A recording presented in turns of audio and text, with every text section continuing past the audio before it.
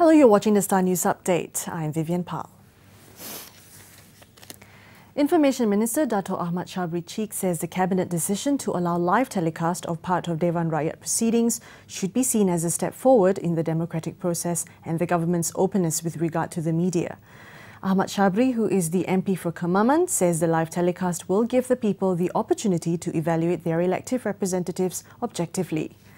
The Cabinet is allowing live telecast of the 30-minute question and answer session at Dewan Rakyat sittings from the end of this month when the House begins its meeting.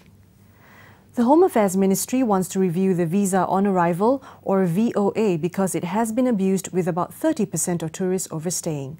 Its Minister Datuk Seri Syed Hamid Alba has asked his officers to prepare a paper on the pros and cons of the VOA for him to bring up during the Cabinet meeting. However, he has not said whether the ministry is recommending the VOA be abolished or if it will be replaced by another mechanism to attract tourists. The Visa on Arrival was approved by the Cabinet last year. The Penang State Government plans to set up an inter-religious goodwill council to foster better relations, understanding and mutual respect among people of various religions. Chief Minister Lim Guan Eng says religious experts will be invited to sit on the council, which is likely to be headed by him and his two deputies. He adds that the council will also ensure that racial and religious issues will not be exploited by certain quarters. Lim says he made the proposal during a courtesy call by past President Datuk Seri Abdul Hadi Awang. He says it is well received as both parties have the same approach when it comes to fairness for all. The proposal will be tabled before the State Executive Council on Wednesday. All tourism programs planned in the Pakatan Rakyat-led states will go on. Tourism Minister Datuk Seri Azalina Othman Syed says that the only difference is that the funds will be channeled through the federal government instead of the state governments. It's a federal government requirement.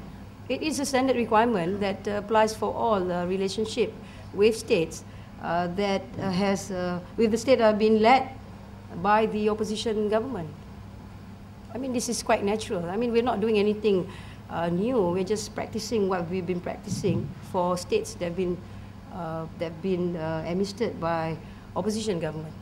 This has happened for the past few years with Kelantan, and I believe, as far as Kelantan is concerned, we've never discriminated as far as the tourism programs and projects are concerned. We're very, very fair and very, very consistent.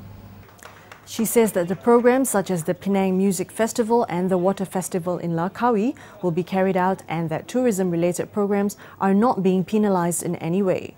Azalina was speaking to reporters Tuesday after a pre-launch of Colours and Flavours of Malaysia 2008 held at the Malaysia Tourism Centre in Kuala Lumpur.